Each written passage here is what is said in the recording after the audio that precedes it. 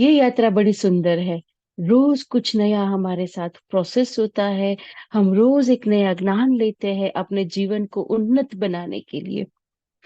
तो आज के ज्ञान सत्र से पहले और आज के हमारे एक डिवाइन मास्टर को मिलने से पहले हम पितामह पत्री जी का एक सुंदर सा संदेश सुनते हैं और फिर हम उसके बाद आगे बढ़ते हैं।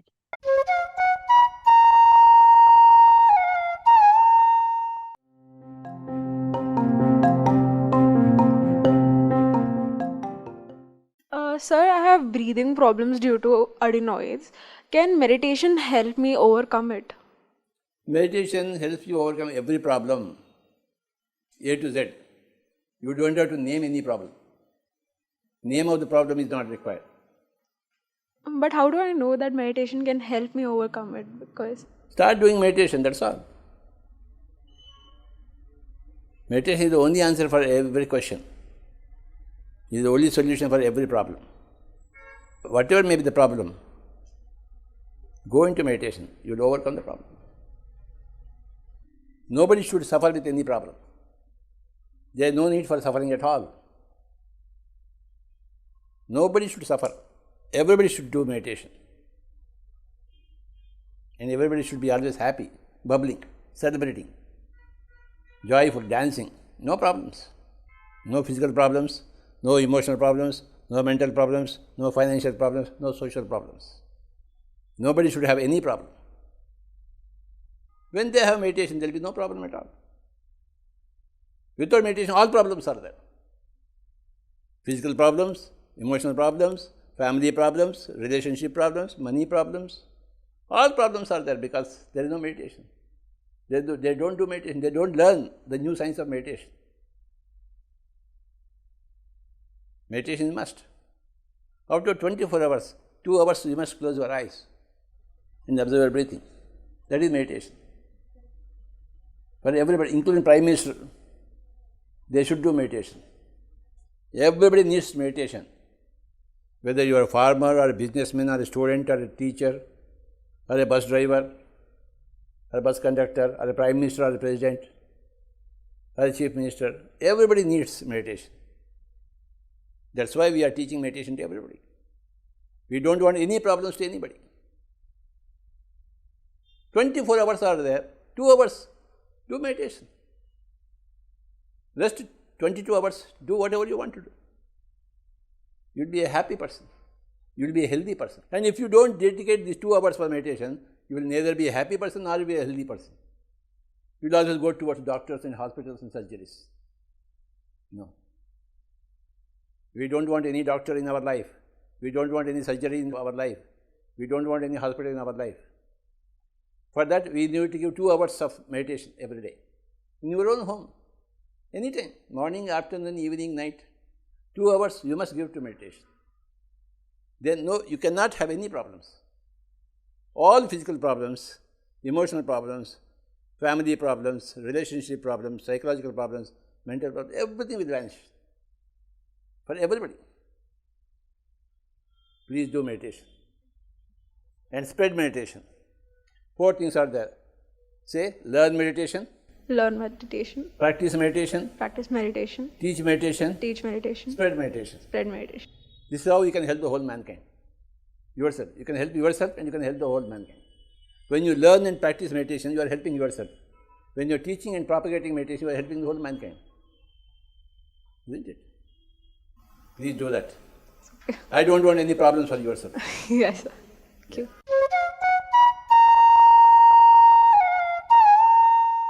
फ्रेंड्स, इस वीडियो में पितामह पत्री जी ने बहुत सुंदर मैसेज दिया कि हम सभी की लाइफ में कोई समस्या की जरूरत ही नहीं है, चाहे वो शारीरिक हो, मानसिक हो या कोई भी हो।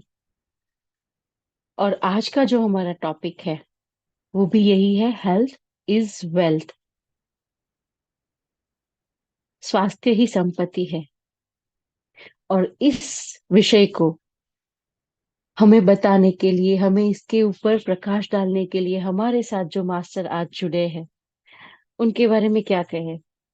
उनके शब्दों, उनके जो भाव, वो इतने सुंदर हैं कि ऐसा लगे कि सुनते ही जाए, उनके प्रेम को महसूस करते ही जाए।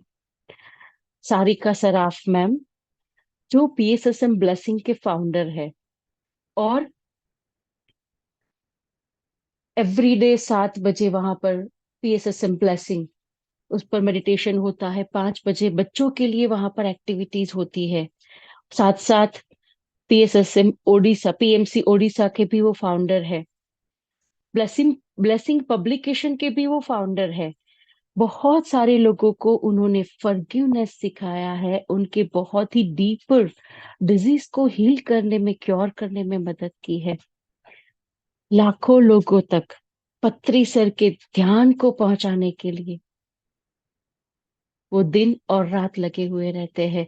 बहुत सारी वर्कशॉप्स में एज अ स्पीकर वो अपना रोल करते हैं। मतलब इंट्रोडक्शन अगर एक एक मास्टर का देने जाए फ्रेंड, तो वो छोटा पड़ेगा। स्पिरिचुअल टैबलेट के नॉर्थ इंडिया के वो डायरेक्टर भी है। TTP, Seth wisdom, souls journey, new energy, ascension, इन सभी वर्कशॉप्स में उन्होंने एज ए स्पीकर बहुत सारे अच्छे टॉपिक हमें बताए हैं, मार्गदर्शन दिया है।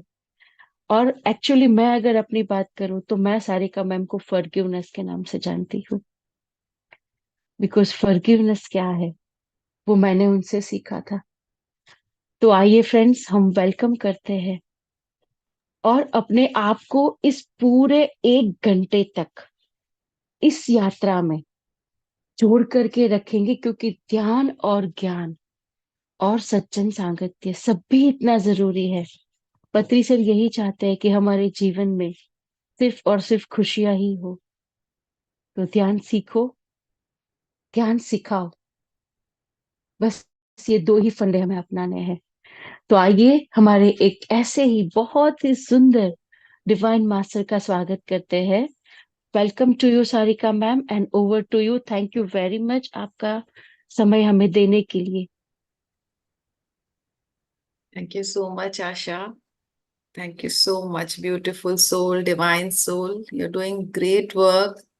And मैं तहे दिल से आपका शुक्रिया करना चाहती हूँ कि इतना अच्छा आपने इस प्रोग्राम को संभाला है, इसको चला रहे हैं इतने अच्छे से। इतनी मधुर वाणी में आपकी सुबह सुबह आप हम सबकी शुरुआत करते हैं। आपको बहुत बहुत सैल्यूट और नमन। Love you ma'am, and thank you, thank you, thank you आपके हर एक शब्द के लिए, आपके हर एक टीचिंग्स के लिए। Thank you ma'am. You Asha, thank you. तो आज का हमारा टॉपिक क्या है? Health is wealth. तो फ्रेंड्स, हम सभी ध्यान में हैं, जागरूक हैं, अपने शरीर के लिए पता नहीं कितना कुछ करते हैं। अच्छा खाने की कोशिश करते हैं, यूट्यूब वीडियोस देखते हैं, एक्सरसाइज करते हैं, टहलते हैं, ध्यान करते हैं, ध्यान प्रचार में हैं, और जो भी कुछ कहे कि ऐसा करो तो हेल्थ आ जाएगा, वैसा करो तो हेल्दी हो जाएगा शरीर, हम सब कुछ अपनाते हैं। सबके बावजूद भी कुछ ना कुछ शरीर में लगा रहता है, कभी कोई रोग, कभी कुछ, कभी कुछ। और फिर हम डॉक्टर के पास जाते हैं। डॉक्टर क्या कहता है कि आप अपनी लाइफस्टाइल को देखो, कभी आपको थायराइड आया है, आप अपनी जीवनचर्या को देखो। और फिर हम अपने मन में सोचते हैं कि लाइफस्टाइल तो हमारी ठीक है, खान पान भी हमारा ठीक है, नशा भी हम नहीं कर रहे हैं, एक्सरसाइज भी कर रहे हैं। फिर डॉक्टर से कहते हैं कि लाइफस्टाइल तो हमारा सही है, फिर कहाँ से रोग आए शरीर में? तब क्या कहता है डॉक्टर? अच्छा, इसका मतलब आपको स्ट्रेस है। स्ट्रेस का क्या मतलब हुआ? स्ट्रेस का मतलब आपका जो रोग है उसका कारण है आप मन में बहुत सारी नेगेटिव थिंकिंग रख के रखे हो, बहुत सारा कुछ मन में दबा के रखे हो, जिसके कारण आपको ये रोग आया है। मतलब डॉक्टर भी उसको नाम दे देता है स्ट्रेस। और स्ट्रेस की अगर हम व्याकरण करें तो हमारे जीवन में स्ट्रेस का क्या स्रोत है वो तो हम जानेंगे, लेकिन सबसे पहले इससे क्या बात क्लियर होती है? इससे बात ये क्लियर होती है कि अगर हमें स्वस्थ रहना है तो चाहे इस शरीर के लेवल में, इस शरीर में हम चाहे कितना भी कुछ कर दें, लेकिन हमारा स्वास्थ्य का कंट्रोल सेंटर कहाँ है? हमारा मन, हमारी आत्मा, जहां पर ये सारा स्ट्रेस जाकर जमा हुआ है। अगर ये आत्मा को हम क्लीन कर सकते हैं, इस स्ट्रेस को हम जड़ से निकाल के बाहर कर सकते हैं, तब कहीं जाकर हम पूरी तरह से स्वस्थ होंगे। क्या होता है स्ट्रेस के? हमारे स्रोत क्या है? स्ट्रेस के स्रोत, अगर कुछ भी हम चाहें इस जीवन में कि ये चीज मेरे अनुकूल हो, लेकिन वो मेरे अनुकूल ना हो के मेरे प्रतिकूल हो जाए, तो वो मुझे स्ट्रेस देता है। चाहे सिंपल सी चीजें हो, घर की, दिनचर्या की, या फिर बड़ी बड़ी बातें हो, स्ट्रेस का स्रोत हर एक बात हमारे जीवन में होती है। और हम क्या करते हैं? उन बातों को पकड़ के रखते हैं। क्या? कभी किसी के बच्चे की शादी नहीं हो रही है, कभी किसी को फाइनेंशियल लॉस है, कभी किसी का पैसा किसी ने मार के ले गया है, कभी परिवार में सामंजस्य नहीं है, रिश्तों में चाहे कितना भी कर लो कोई समझने के लिए तैयार नहीं है, मान सम्मान देने के लिए तैयार नहीं है, हमें हमेशा एडजस्ट करना पड़ रहा है। कितने सारे हमारे स्रोत है स्ट्रेस के। किसी रोग से लड़ रहे हैं, किसी कमी से लड़ रहे हैं, हीन भावना से लड़ रहे हैं। फिर क्या होता है? किसी ने कुछ कह दिया, किसी ने कुछ अपमान कर दिया, कुछ कड़वी बात कह दी, व्यवहार सही नहीं रहा, तो हम उस बात को अपने मन में, अपनी आत्मा में पकड़ लेते हैं। और सामने भले ही हम कुछ ना कहें, हम अपने मन में सोचते हैं मैंने सामने कुछ नहीं कहा, मैंने बात को संभाल लिया, मैंने रिश्ते को संभाल लिया, लेकिन मन ही मन, मन ही मन, सोचते सोचते सोचते सोचते हम एक ब्लॉकेज तैयार कर लेते हैं अपनी आत्मा में। यही ब्लॉकेज की वाइब्रेशन जो है हमारे एनर्जी बॉडी में भेजते हैं, और हमारी एनर्जी बॉडी उस ब्लॉकेज को ग्रहण करके रोग उत्पन्न करती है। तो सबसे पहले ये ब्लॉकेज कहाँ बना? हमारे मन में, हमारी आत्मा में। हम कहते हैं ना, मेरी आत्मा छलनी हो गई है इसकी बातों से, इसके व्यवहार से मेरी आत्मा छलनी हो गई है। कैसे?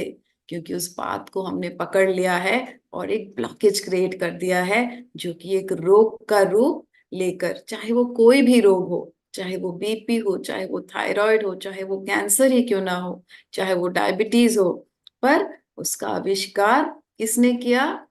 हमारी ही सोच ने, हमारे ही मन ने उसका आविष्कार किया। और जब उसकी वाइब्रेशन हमारी एनर्जी बॉडी पे पड़ी, तब हमारे शरीर से ऐसे रसायन निकले, ऐसे हॉर्मोन्स निकले, ऐसे केमिकल्स निकले, जो कि उस रोग को और बढ़ावा देकर अब फिर हमारी फिजिकल बॉडी में लेकर गए। कुछ वर्षों बाद जब ये एनर्जी बॉडी में आती है, फिर वो जो रसायन निकलते हैं, और फिर कुछ समय बाद ये रोग हमारे फिजिकल बॉडी में आती है, तब हम इसको बीमारी कहते हैं और तब हम डॉक्टर के पास जाते हैं। लेकिन शुरुआत इसकी कहाँ हुई थी? जब मन में गांठ पड़ी थी। जब हम डॉक्टर के पास जाते हैं तो डॉक्टर क्या करते हैं? दवाई देकर इस रोग को शरीर से निकाल देते हैं। लेकिन क्या कहते हैं? ध्यान रखना, वरना ये कैंसर फिर से आ जाएगा। ध्यान रखना, वरना ये डायबिटीज फिर से बढ़ जाएगा। ध्यान रखना, वरना ये ब्लॉकेज हार्ट का फिर से हो जाएगा। क्यों? फिर से क्यों हो जाएगा जब उसने निकाल दिया है? क्योंकि वो हमारे रोग को सिर्फ हमारे फिजिकल बॉडी से निकालते हैं, लेकिन इसका जो जड़ है, जो एनर्जी बॉडी है, वो रोग अब तक वहां है। और हमारी आत्मा, जो हमारी आत्मा में ये ब्लॉकेज है, वो भी अब तक यहाँ है। तो जब तक हम इस आत्मा से और एनर्जी बॉडी से इस रोग को नहीं निकालेंगे, तब तक हमारी फिजिकल बॉडी पूरी तरह से स्वस्थ नहीं रह सकती, जो कि डॉक्टर्स को नहीं पता। तो क्या करना है? अगर मैं कहूंगी आपको कि जो भी स्ट्रेस है, जो भी बात है, उसको आप मन में खत्म कर लो, तो वो ब्लॉकेज क्लियर हो जाएगा। और उसकी वाइब्रेशन से फिर ऐसे रसायन निकलेंगे जिससे आपकी एनर्जी बॉडी क्लियर हो जाएगी और फिर आप पूरी तरह से स्वस्थ हो जाएंगे। तो कहना बहुत आसान है, लेकिन क्या आप कर पाओगे? कितने वर्षों से उस बात को पकड़ा है, उसकी गांठ बांधी है मन में। आप कब कर पाओगे ऐसा? जब आपको पता चलेगा कि इसके क्या कारण है, क्या निवारण है, और इसको आप ही को करना है। अभी आपने सोच सोच के ये गांठ को बांध ली है, रोग आपको है। अभी ठीक कौन करेगा इसको? ठीक कौन करेगा? जिसने आपको कष्ट दिया वो ठीक करेगा आकर? जिसने आपका अपमान किया, जिसने आपको दुख दिए, जिसने सही व्यवहार नहीं किया, अभी वो आकर ठीक करेगा इसको? अगर इस इंतजार में बैठे रहेंगे तो पूरा जीवन इंतजार करते रहेंगे फ्रेंड्स। वो सामने वाला कभी नहीं आकर ठीक करेगा आपके इस रोग को, और ना ही आपकी मन की स्थिति को। इसको ठीक करने की जिम्मेदारी पूरी तरह से आपकी है, पूरी तरह से हमारी है ये जिम्मेदारी। तो अब जब हमने इसको क्रिएट कर लिया है तो ठीक हम ही करेंगे। और कैसे? ये हमारे लिए आसान होगा जब हम इसके कारण जानेंगे कि क्यों ये सारे कष्ट, क्यों ये ब्लॉकेजेस हमारे जीवन में आए हैं। तो बहुत ही ब्रीफ में मैं इसके कारण और निवारण बताऊंगी, क्योंकि इसको जाने बगैर आप सही मायने में उस ब्लॉकेज को ठीक नहीं कर पाएंगे जो आप अपने मन में जचा चुके हैं। पहला कारण इसका होता है कि हम जो व्यवहार करते हैं और हम जो सोच रखते हैं, उन दोनों का तालमेल ना बैठना। मान लीजिए आपके घर में आपको किसी की सेवा करनी पड़ रही है, चाहे वो बुजुर्ग हो, चाहे वो इन लॉज हो, चाहे वो पेरेंट्स हो। आप सेवा तो करते हो, सारा काम करते हो, सही समय पर भोजन परोसते हो, सब करते हो, लेकिन मन में आप उनके प्रति एक बोझ लेकर बैठे हो कि कितना काम मुझे करना पड़ रहा है, कितना मेरा समय व्यर्थ हो रहा है। सामने मीठा बोल रहे हो, सामने अच्छा कह रहे हो, लेकिन मन में उल्टा सोच रहे हो। तो क्या हो रहा है? जो व्यवहार कर रहे हो और जो सोच है वो तालमेल नहीं बैठा रहा है। तो हमारी जो सोच होगी वो जाकर हमारे परिवारजन को इफेक्ट करेगी, और उसका जो रिएक्शन होगा हमारी सोच को बेस करके आएगा। हम जो भी ऊपर बोल रहे हैं उससे उसके कोई भी फर्क नहीं पड़ने वाला, क्योंकि ये सिर्फ ऊपरी सतह की हमारी वाणी है, जो कि उसको जस्ट टेम्पररी एक रिलीफ दे सकती है। लेकिन उसका जो व्यवहार हमारे प्रति होगा, उसकी जो रेस्पेक्ट, उसका जो प्रेम हमारे प्रति होगा, वो हमारी जो रियल सोच है, हमारे जो रियल भाव है, उसको बेस करके हमें मिलेगा। चाहे घर में कोई मेहमान आ जाए, आप ऊपर से बहुत मीठा बोलो, सबको इनवाइट करो, खाने के लिए उनको इनवाइट करो, घर पे इनवाइट करो, लेकिन जितना भी मीठा बोलो, जितने भी व्यंजन बनाओ, मन में आपके एक बोझ है, मेरा इतना काम था, आज आकर मेरा समय नष्ट हो गया, अभी इसके लिए भोजन परोसूंगी तो कल का मेरा प्रोजेक्ट नहीं हो पाएगा। तो क्या होगा? आपकी जो मन की सोच है वो जाकर उसको हिट करेगी, उसके हिसाब से आपको प्रेम मिलेगा, उसके हिसाब से आपको मान या अपमान मिलेगा, उसके हिसाब से आपको रेस्पेक्ट मिलेगा। तो प्रॉब्लम हमारे अंदर है, हमारी शुद्धता पे, हमारी सोच पे हमारा नियंत्रण नहीं। लेकिन हम अपने आप को इसमें इतना खो देते हैं कि हमें लगता है कि हम सही हैं, हमने इतना मीठा बोला, हमने इतनी सेवा की, लेकिन सामने वाला हमें नहीं पहचान रहा है, हमें नहीं मान सम्मान दे रहा है। तो जरा मन में देखो कि जहां से आपको वो कटाक्ष मिल रहे हैं, जहां से आपको वो अपमान मिल रहा है, क्या आपकी भावना उसके लिए शुद्ध है? क्या आप भी उसको बदले में जवाब नहीं दे रहे हो? क्या आप भी उसको बदले में बददुआ नहीं दे रहे हो? और अगर आप भी वही कर रहे हो जो वो कर रहा है, तो फिर आपकी सोच में शुद्धता कहाँ आई? सबसे पहले हमें हमारी सोच में, हमारे भाव में शुद्धता लानी है।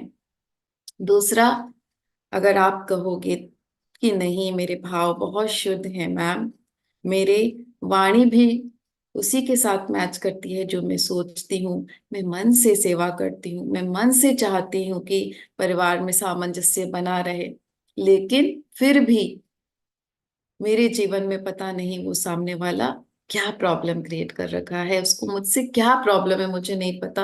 वो हमेशा मुझसे गलत व्यवहार करता है, जिसके कारण मेरा सीना छलनी हो गया है।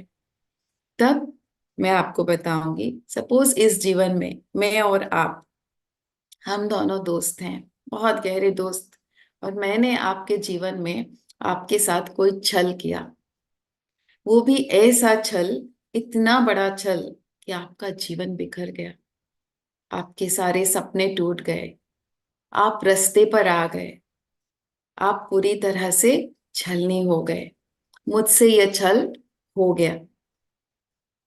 अब इस वस्त्र में, इस जीवन में समाप्ति के बाद जब हम अगले जन्म में आएंगे, अगला शरीर धरकर मैं भी आऊंगी और आप भी आएंगे, तो क्या हम दोनों के बीच में एक नॉर्मल बातचीत होगी, एक नॉर्मल रिलेशनशिप होगा? नहीं। आप अपना हिसाब किताब करने के लिए मेरे जीवन में कोई बहुत ही करीबी रिश्ते में आएंगे, क्योंकि दूर के रिश्ते में अगर आएंगे तो मुझे कोई फर्क नहीं पड़ेगा, आप मेरे साथ कोई प्रॉब्लम करो, मैं आपको अपने से काट लूंगी और फिर बात वहीं खत्म। तो क्या होता है, जब इस तरह के कुछ कर्म होते हैं हमारे, तो वो जो सामने वाली आत्मा है वो हमारे जीवन में एक बहुत ही करीबी रिश्ते में आता है, हमारे ही परिवार का सदस्य हो, चाहे वो हमारा ही स्पाउस, पति या पत्नी हो, हमारे ही भाई बहन हो, हमारे ही बेटे बहू हो, हमारे ही कोई बहुत करीबी रिश्ते में, जो आजकल इतने डिवोर्सेस हो रहे हैं, हस्बैंड वाइफ के रूप में आएंगे और वो क्या करेंगे, अपना हिसाब किताब पूरा करेंगे। और हम कहते हैं ना कि पता नहीं इसको क्या प्रॉब्लम है मुझसे, वो हमें नहीं पता, क्योंकि इस जन्म का है ही नहीं वो प्रॉब्लम। वो प्रॉब्लम तो पिछले जन्म का है, जब वो धोखा मैंने आपसे किया था। तो कहीं ना कहीं वो पिछले जन्म का जो भी दर्द है, जो भी वो घृणा है, वो उसकी आत्मा में जाके एक ब्लॉकेज बना हुआ है। और वही आत्मा जब दूसरे शरीर में आती है, तो उसी ब्लॉकेज के चलते, उसी दर्द के चलते, उसी घृणा के चलते वो अपना हिसाब किताब पूरा करती है। और यही वो दूसरा कारण है कि सब कुछ सही होने के बावजूद भी आपके जीवन में वो सामने वाला प्रॉब्लम क्रिएट किया है।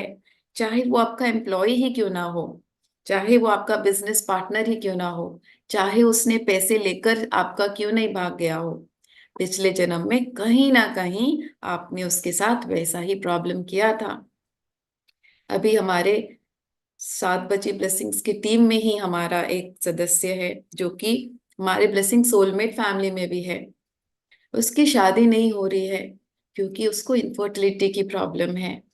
वो बहुत ग्रसित है, डिप्रेशन में है, बहुत चैलेंजेस से जूझ रहा है। और इतना प्यारा लड़का कि मैं आपको क्या बताऊं, हर समय सेवा के लिए तत्पर, हर समय मुंह पर उसकी मीठी बोली, लेकिन इनफर्टिलिटी, शादी नहीं हो पा रही है। तब जब वो बैठा था एक दिन ध्यान में, उसने अपने पास्ट लाइफ्स को देखा। उसने बहुत सारे मल्टीपल रेप किए थे, और रेप करके वो उन लोगों को मार देता था, उन लोगों को कष्ट पहुंचाता था। इसलिए इस जीवन में उसको इनफर्टिलिटी की प्रॉब्लम हुई है। और उसने मुझसे ये चीज शेयर की है कि कोई सुनी सुनाई बात नहीं, एकदम साक्षात 7 बजे वो रोज हमारे साथ जुड़ता है। कोई देखेगा तो कहेगा कि इतना सीधा, इतना सिंपल लड़का, इतने इतना अच्छा व्यवहार, लेकिन देखो जीवन ने इसको कैसे हालात में डाला है। लेकिन पूरी सृष्टि में न्याय है। उसने पिछले जन्म में क्या किया है वो किसी को नहीं पता। आपने पिछले जन्म में क्या गलती की है किसी के साथ, आपको नहीं पता। और उसी का ये जो निष्कर्ष है वो इस जीवन में आकर आपके सामने है, जो आपको कष्ट पहुंचा रहा है। और एक एक और एग्जाम्पल देती हूँ। एक हमारी ही एक सदस्य जो 7 बजे जुड़ती है, वो कहती है मैम सब कुछ मेरे जीवन में ठीक है, हर चीज की मेरे पास भरपाई है, लेकिन मेरी सास जो है मुझे हमेशा ताने मारती है, हमेशा ऐसा व्यवहार करती है कि मेरा सीना छलनी हो जाता है। मैं हर मुमकिन तरीके से उसकी सेवा करती हूँ, लेकिन पता नहीं उसको मुझसे क्या प्रॉब्लम है। और फिर उसने ध्यान में देखा अपना एक पास्ट लाइफ, कि वो जो उसकी सास है वो उस जन्म में उसकी सर्वेंट हुआ करती थी। उसके बेटे को वो बहुत प्यार से रखती थी, लेकिन वो हमेशा इसी सर्वेंट को, जो सास की जो आत्मा थी, हमेशा उस सर्वेंट को ताने मारती रहती थी, उसके काम में नुक्स निकालती थी, उसके दिल को ठेस पहुंचाती थी, हमेशा उससे बुरा व्यवहार करती थी। और एक दिन ऐसे सहते सहते उस सर्वेंट ने अपने जीवन को त्याग दिया था। इस जन्म में वही सर्वेंट इसकी सास बन के आई है। उसके बेटे को वो ठीक से रखती, तो इस जन्म में उसका हस्बैंड उसका बेटा बन के आया है। और वो बहू है जो हर मुमकिन कोशिश करके सेवा करती है, लेकिन हर समय जैसे वो ताने अपने सर्वेंट को मारती थी, उसके काम में नुक्स निकालती थी, सेम वही व्यवहार वो सास से उसको मिल रहा है। जब उसको कारण पता चला, तब उसके मन में ऐसा एहसास आया कि आज तक मैं अपने आप को विक्टिम समझ रही थी, आज पता चला इसका कारण मैं हूं। तो अब क्या करेंगे? कारण तो हमें पता चल गया, अब इसका निवारण कैसे करेंगे फ्रेंड्स? तो इसके निवारण के बारे में भी मैं बताऊंगी, लेकिन इसके बाद भी हमारे पास और कारण है हमारे जीवन में तकलीफों के। और वो हमारा तीसरा कारण क्या है? पहला कारण हमने जाना, हमारी ही सोच और व्यवहार में जब सामंजस्य ना हो, हम सोचते कुछ और हैं और सामने से कहते कुछ और हैं, हमारे भाव में शुद्धि नहीं है। दूसरे हमारे पिछले जन्मों के कर्म। और तीसरा है, अगर हम किसी भी तरीके का कोई एक्सपीरियंस लेने आ रहे हैं, क्योंकि उस दुनिया में जहां हम जाते हैं इस शरीर को छोड़ के, वहां सिर्फ प्रेम है, सिर्फ करुणा है, सिर्फ अच्छी चीजें हैं, जिससे हमारी आत्मा की उन्नति नहीं होती, जिससे ग्रोथ नहीं होता। ग्रोथ और सीख हमें तभी मिलता है जब हमारे सामने कोई विपत्ति आए, कोई चैलेंज आए, तब उसके ऊपर उठकर हम सीख को लेते हैं। तो जब ये सीख लेने के लिए हम आते हैं, ये तय करके आते हैं कि इस जीवन में हम इस सीख को लेंगे, या फिर इस जीवन में हम इस एक्सपीरियंस को लेंगे, पिछले जन्म में मैंने इसको इस तरह का दुख दिया था, तो इस जन्म में मैं भी उसको अनुभव करना चाहती हूँ, मैं भी अपना पश्चाताप करना चाहती हूँ, या फिर अपनी इस सीख को लेकर मैं अपनी आत्मा की उन्नति करना चाहती हूँ। तब वो चैलेंज लेकर हम अपने सोल में प्लान करके हम इस जीवन में आते हैं। और जब ये सारे कारण हमारे दुखों के हमको पता चलते हैं कि हम ही हैं, तब हमारे लिए बहुत इजी होता है कि हम अपनी आत्मा में जो ब्लॉकेज को क्रिएट करके रखे हैं, जिसके कारण हमारे शरीर में रोग आ रहे हैं, उन ब्लॉकेजेस को हम रिलीज कर दें, क्योंकि करना हमें ही है। क्या करेंगे? क्या निवारण है इसका? गलती तो हमने कर दी, अब इसको ठीक कैसे करें? तो सपोज करिए कि किसी ने आपका मन बहुत दुखाया है, आपके सीने को छलनी कर दिया है, आप उससे ठीक से व्यवहार नहीं कर पा रहे हो, प्रेम से नहीं बोल पा रहे हो, लेकिन एक दिन आकर वो आपसे गिड़गिड़ा कर दिल से माफी मांगता है, आपका मन पिघल जाता है, आप उसको माफ कर देते हो, तो क्या उसके बाद आपका व्यवहार उसके लिए नहीं बदलेगा? ठीक उसी तरह, अगर हम उस सामने वाले से माफी मांग लेते हैं, तो क्या होता है, जब उस आत्मा ने हमें माफ कर दिया, तब उसका व्यवहार हमारे प्रति बदल जाएगा। और इस जीवन में हमें जो भी तकलीफ है, जो भी परेशानी है, उससे हम 100% मुक्ति पा सकते हैं, चाहे वो कितनी भी बड़ी बड़ी परेशानी ना हो। लेकिन अगर आप जाकर सामने वाले को कहोगे कि मैं तुमसे अभी माफी मांगती हूँ, तो उसको समझ में नहीं आएगा, कल तक ये मुंह से बोली नहीं निकाल रही थी, आज ये अचानक से आके माफी कैसे मांग रही है? तो माफी मांगने का सही तरीका है, और वो सही तरीका हम करेंगे, लेकिन आज के इस सेशन के समापन के बाद में वो माफीनामा कैसे करते हैं मैं बताऊंगी, आप बने रहिएगा लास्ट तक। और कैसे हमारे शरीर में रोग आते हैं, इसी को थोड़ा सा और सिंप्लीफाई करके हम कहते हैं, हमारे पूरे पृथ्वी में 70% जल का अंश है, और हमारे पूरे शरीर में भी 70% जल का अंश है।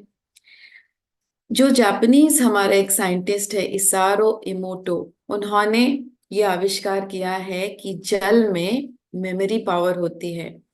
जो भी हम अपने इस जल को वाणी से कहें, चाहे सोचे भी हम जल के सामने बैठकर, कुछ भी मन में भाव रखें, सोच रखें, तो जल की जो सेल्स हैं उसकी मेमोरी में ये स्टोर हो जाता है, और उसकी संरचना भी उसी प्रकार से सुंदर या कुरूप हो जाती है।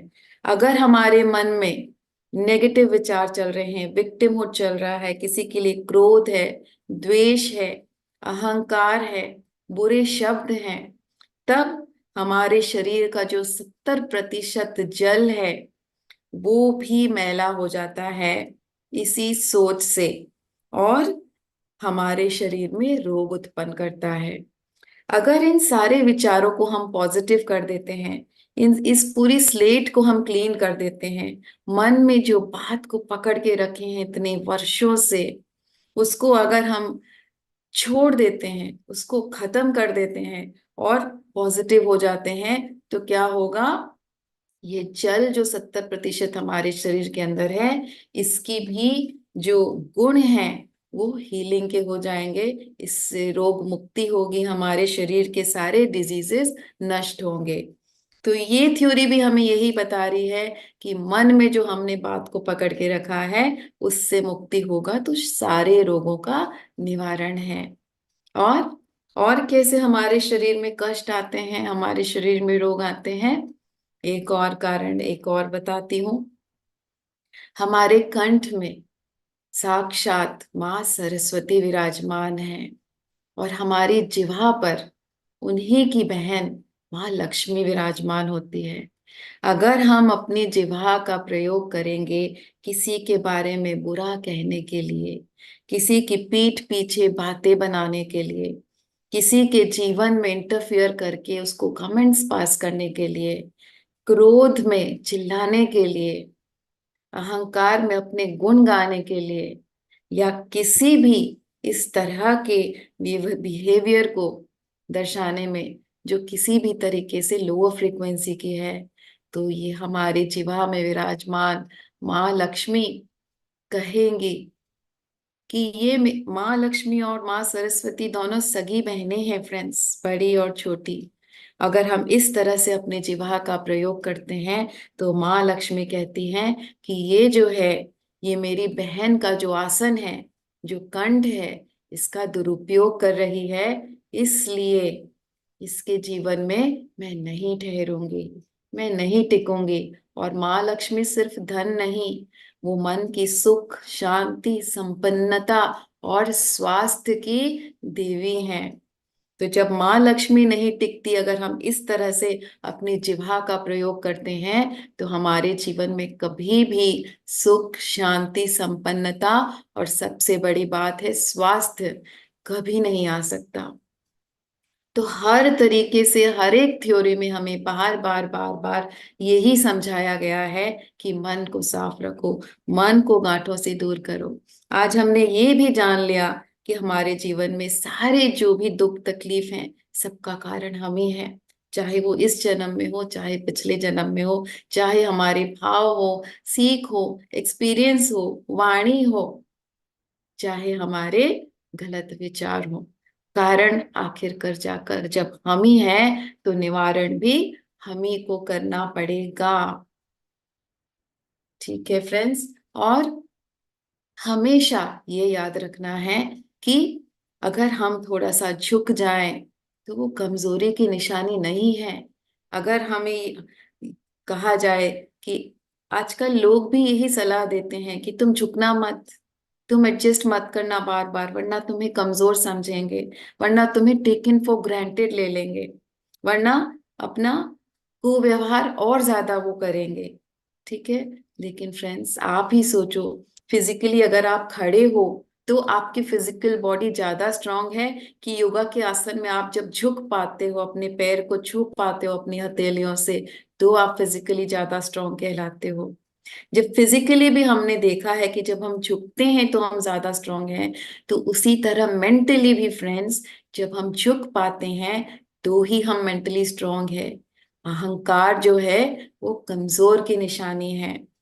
वो अपने ईगो को छुपाने के लिए अहंकार दिखाते हैं, अपने भय को, अपनी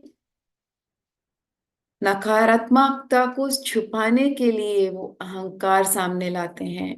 जो स्ट्रांग होते हैं वो हमेशा झुककर चलते हैं। पितामह को हमने देखा है हर एक स्टेज में, किसी को भी वो गेस्ट बुलाते थे, कोई भी योगी महर्षि मुनि हो, वो साक्षात दंडवत प्रणाम करते थे स्टेज में हजारों लाखों लोगों के सामने।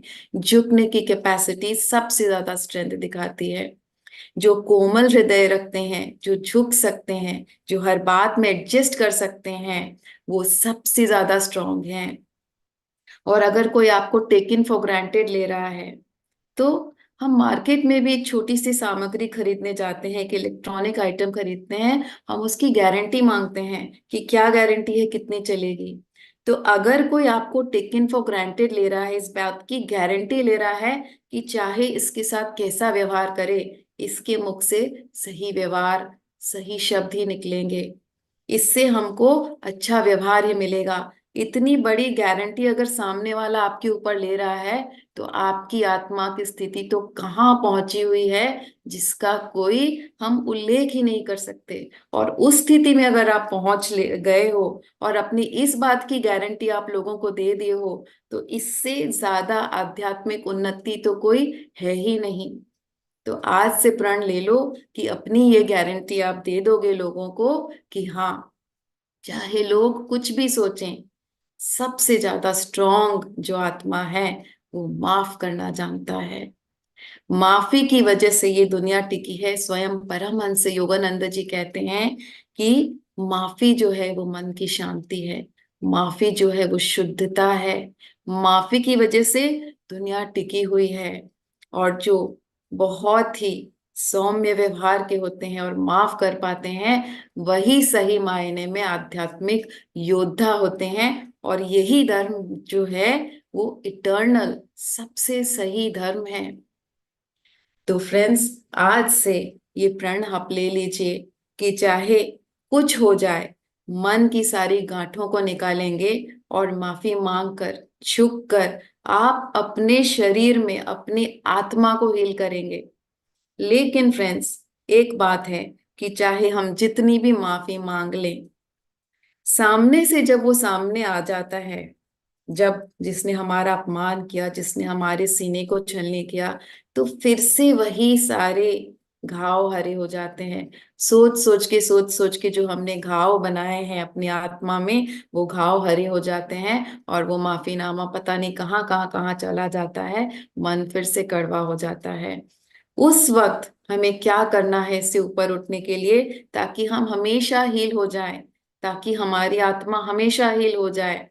उस समय हमें साइंटिफिकली अपनी वाइब को इस तरह से बढ़ाना है कि दिमाग से जो रसायन निकल रहे हैं वो जाकर हमारे शरीर को हील करें। जब हमारी वाइब्रेशन हाई होगी, तब ये रसायन निकलेंगे जो हमारे शरीर को हील करें, और सही मायने में हमारी आत्मा की हीलिंग तभी शुरू होगी। और ये वाइब को हम कैसे हाई करेंगे?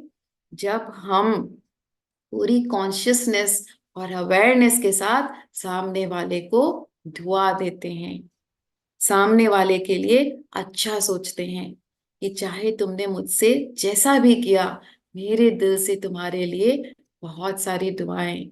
जब मन से हम ये दुआ सामने वाले को देते हैं, तो वो डीप लेयर्स ऑफ फॉरगिवनेस, जब हमारा मन पूरी तरह से सामने वाले के लिए साफ हो जाए, तभी ये दुआ दिल से निकलेगी। और जब ये दुआ दिल से निकलेगी, तभी जो घाव हमने सोच सोच कर बनाया है, यही दुआ हमारे घाव के मरहम बन जाएगी। यही वाइब्रेशन हमें पूरी तरह से हमारी आत्मा को हील कर पाएगी। और एक बार जब हमारी आत्मा हील हो जाती है, तब सही मायने में हम उस कर्म बंधन से मुक्त होते हैं। जैसे लेने देने का अकाउंट कभी भी बाकी नहीं रखना चाहिए, वैसे कार्मिक अकाउंट भी हमेशा क्लोज कर देना चाहिए, ताकि जब अगले जन्म में अगले हम शरीर को लेकर आए, तब ये अकाउंट हमेशा के लिए खत्म हो जाए और हम नए सिरे से अपने जीवन को शुरू करें। और हमारा तो क्योंकि ये आखिरी जन्म है, हमारे लिए तो और भी जरूरी है कि हम अपने ये सारे अकाउंट्स को इसी जन्म में समाप्त कर दें। तो चाहे आपसे कोई कैसा भी व्यवहार करे, आपके पीठ पीछे बातें बनाए, आपका अपमान करे, आपके बारे में कुछ भी कहे, वो उसका कार्मिक अकाउंट है, वो उसके कर्म है, वो उसकी सोच है, वो उसकी मन की स्थिति है। आप हमेशा अपना मन साफ रखें, उसको माफ करें, उससे माफी मांगे, उसको दुआ दें। आपका अकाउंट क्लियर है तो आपकी आत्मा हील्ड है। आपकी आत्मा हील्ड है तो ऐसे रसायन हमारे शरीर में आएंगे जो हमारी एनर्जी बॉडी को हील करेंगे। और जब आत्मा और एनर्जी बॉडी हील हो जाती है तो फिजिकल बॉडी में रोगों का कहीं नामो निशान नहीं होगा। तो फ्रेंड्स, अब भी आपको लगता है कि कहीं ना कहीं से ये आप नहीं कर पाएंगे, तो मैं अपने जीवन का एक्सपीरियंस बताऊंगी, कैसे मैंने अपने आप को इस रोग से उभारा, जो रोग मेरे जीवन में आया था। और हम अपनी ही नेगेटिव सोच से अपने जीवन में रोग को कायम रखते हैं। तो क्या हुआ था फ्रेंड्स, ध्यान में आने के बाद कुछ सालों बाद मैं बहुत कैजुअल हो गई थी, क्योंकि ध्यान से जीवन बहुत अच्छा हो गया था, बहुत ही सब कुछ अच्छे से चल रहा था।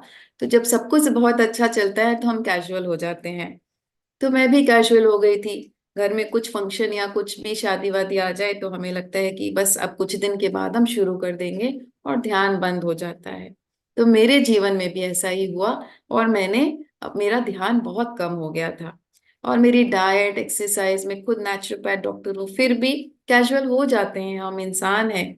मैं भी कैजुअल हो गई थी, और सडनली मुझे गायनिक प्रॉब्लम्स बहुत होने लग गए, बहुत ब्लीडिंग होने लग गई, बहुत दर्द रहने लग गया। इतनी कमजोरी आ गई शरीर में कि खड़ा भी नहीं हुआ जाता था ठीक से। डॉक्टर के पास गए तो उन्होंने अल्ट्रासाउंड बताया। अल्ट्रासाउंड करके आए तो उसमें यूट्रस में ग्रोथ आई, और डॉक्टर ने कह दिया कि आपको इसके लिए कैंसर का टेस्ट कराना पड़ेगा। घर तो आ गई फ्रेंड्स, लेकिन पूरी दुनिया मेरी हिल गई। आप सोचो, आजकल हर तीसरे घर में कैंसर है, लेकिन आपसे अगर कोई डॉक्टर कह दे कि आपको कैंसर का टेस्ट कराना है, तो कैसा लगेगा आपको? ध्यान था, जीवन में सब कुछ था, उसके बावजूद 2-3 दिन तक मेरे पूरे मन में इस तरह के सवाल आने लग गए कि मैं ना रहूं तो घर का क्या होगा, बच्चों का क्या होगा। डिप्रेशन में आ गई, रोना धोना स्टार्ट हो गया, पूरी तरह से टूट गई। और फिर 3-4 दिन के बाद मन में ऐसा आया कि नॉर्मल इंसान के साथ अगर ऐसा हो और वो इस तरह से बिखर जाए, तो समझ में आता है। तुम ध्यान करती हो इतने वर्षों से, तुम ध्यान सिखाती हो, तुम लोगों को प्रेरणा देती हो, और तुम इस तरह से टूट गई। तुम तो फेल हो गई, बहुत ही बुरे नंबरों से फेल हो गई। तो फ्रेंड्स, जैसे ही हम सोचते हैं ना कि अब सब कुछ सेट है, अब मैं संभाल लूंगी, तो प्रकृति आपको टेस्ट देती है। उस वक्त आपको पास होना है, और मैं बहुत बुरे नंबर से फेल हो गई फ्रेंड्स। तो उस दिन फिर मैंने ठाना, इस अवेयरनेस में आकर, कि चाहे कुछ हो जाए, इसको तो मैं ठीक करूंगी। मुझे नहीं पता था क्या करूंगी, किसके पास जाऊंगी। डॉक्टर के पास जाने से वो और डरा देते हैं, दवाइयाँ, कीमो, कैंसर की टेस्ट, मुझे बहुत सारा कंफ्यूजन था।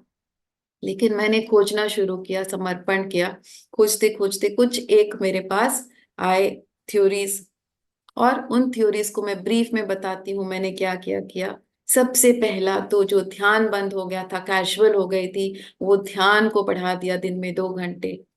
डाइट में कैजुअल हो गई थी, डाइट को ठीक कर लिया। एक्सरसाइज बंद हो गई थी, एक्सरसाइज शुरू कर लिया। और क्या होता है, जब हम खुद से प्यार नहीं करते, तब हमको मन करता है कि अरे हम वो खा लें, आज वो पिज्जा खा लें, आज बाहर जाकर खा लें, आज गोलगप्पे खा लें। लेकिन जब हम खुद से प्यार करते हैं ना फ्रेंड्स, तो सामने से जब इस तरह का कुछ खाते आता है तो हम नहीं लेते। हम अपने बच्चे को प्यार करते हैं फ्रेंड्स, तो क्या बच्चे को हम रोज रोज इस तरह का खाद्य देंगे? नहीं। जो उसके लिए हेल्दी है वही देंगे ना। तो ये प्यार हम अपने आप से क्यों नहीं करते? जिस दिन हम अपने आप से ये प्यार करना सीख जाएंगे, तो उस दिन हम अपने आप को भी इस तरह का हेल्दी खाना परोसेंगे। अपने जिह्वा के लालच में आकर अपने शरीर का इस तरह से नुकसान हम नहीं करेंगे। तो ये सारी चीजें बदली, और 2 पॉइंट्स मैंने ऐसा अपनाया। पहला पॉइंट तो ये मैंने सीखा कि हम जिस फ्रीक्वेंसी में वाइब्रेट करते हैं, ये ब्रह्मांड उसी के अनुसार फल लाकर हमें देता है। तो मुझे इस फ्रीक्वेंसी में रहना था कि मेरा जो ग्रोथ है यूट्रस का वो पूरी तरह से हील्ड है। और मैंने ये सीखा था कि मैं अगर इसका प्रैक्टिस रोज करूँ ध्यान में तो मैं ठीक हो जाऊंगी।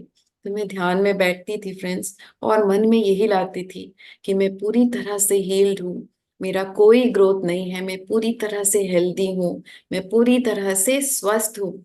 और जब तक ध्यान में मैं बैठती थी मैं इसी विचार के साथ इसी फ्रीक्वेंसी में वाइब्रेट करती थी।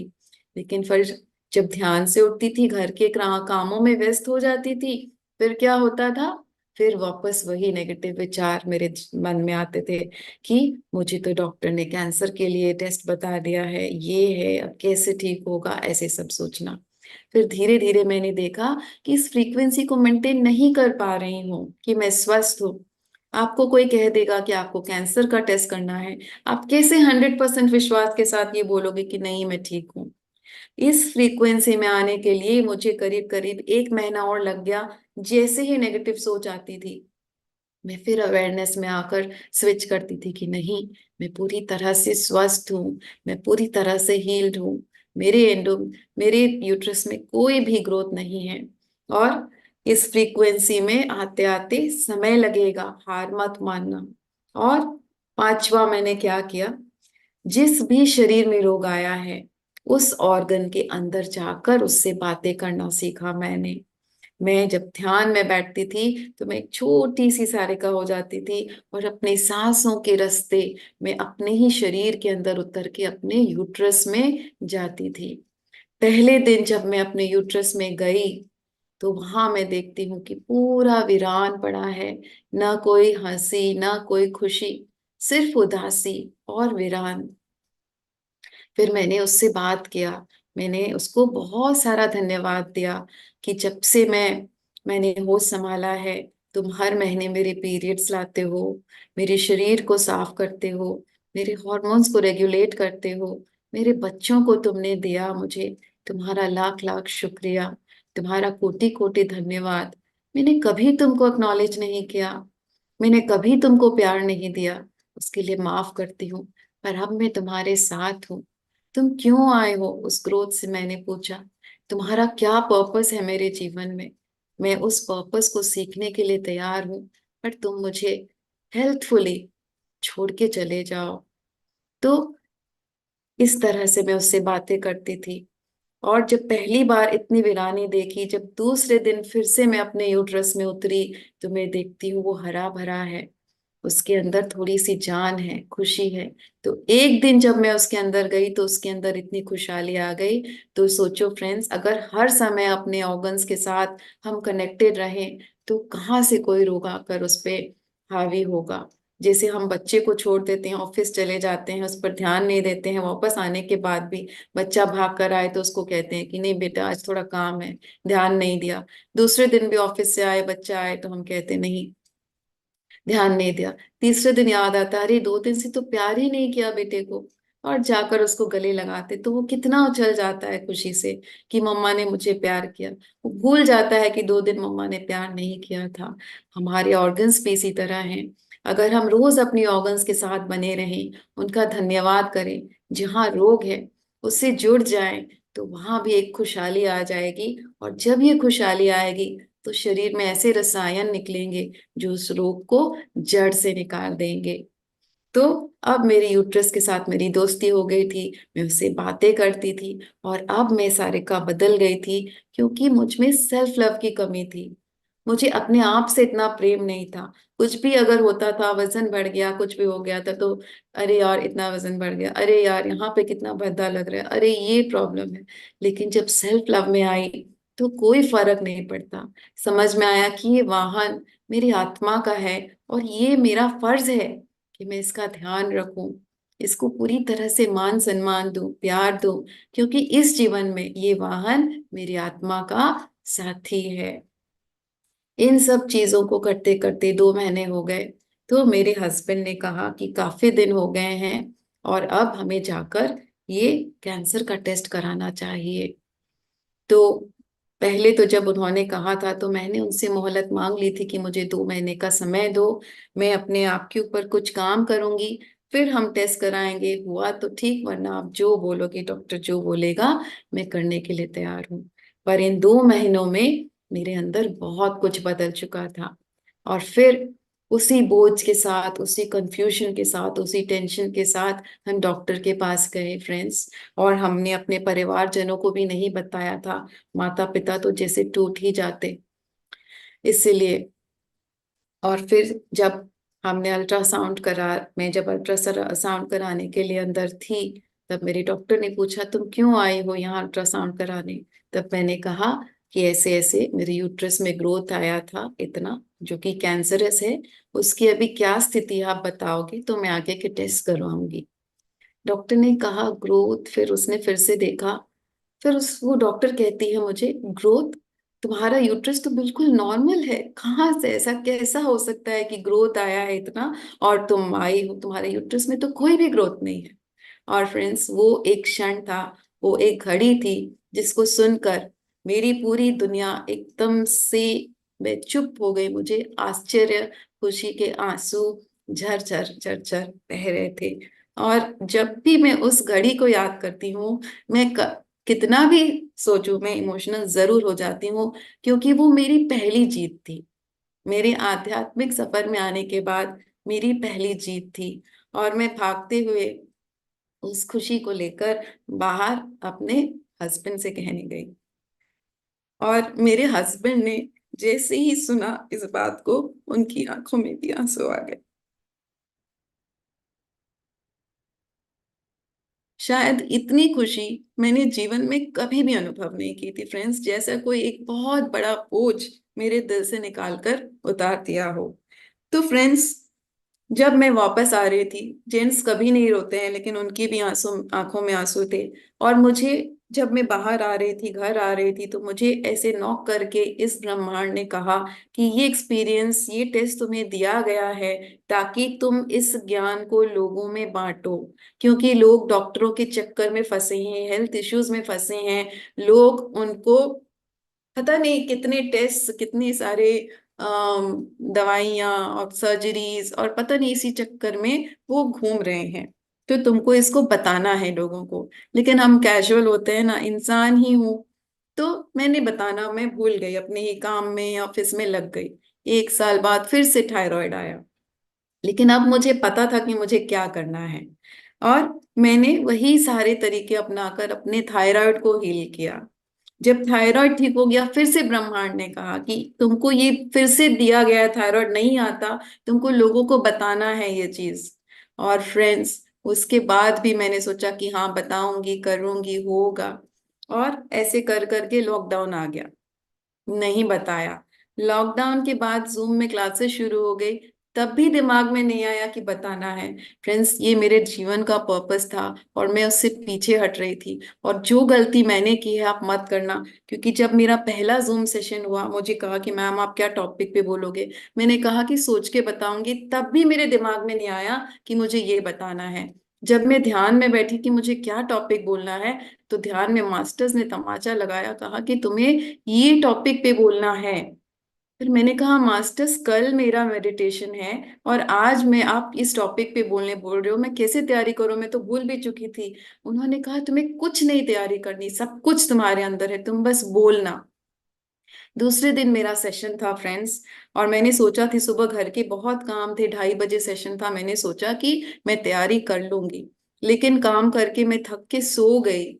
और उठी तो 2:45 बज चुके थे, क्या तैयारी करती, सेशन में बैठी। लेकिन जब मैं बोलना शुरू की, तो मैं बोलती ही गई, बोलती गई, बोलती ही गई। और जैसे मेरे आंखों में इतने आंसू थे, मैं इतना फूट फूट के रो रही थी, जितने लोग वहां जुड़े थे सभी फूट फूट के रो रहे थे। लेकिन कुछ दिनों बाद मेरे पास फोन कॉल्स और मैसेजेस आने लग गए, मैम मेरा लिवर ठीक हो गया, मैम मेरा वो ठीक हो गया, मैम मेरा ये ठीक हो गया। Excuse me. और तब मुझे समझ में आया कि कैसे मैं अपने लाइफ पर्पस से नहीं जुड़ी, कैसे ये मेरा फर्ज था कि मैं लोगों को बताऊं, कैसे लोग हील हो रहे हैं। और मैं कितनी देर लगा दी मैंने इस चीज को लोगों तक पहुंचाने में। तो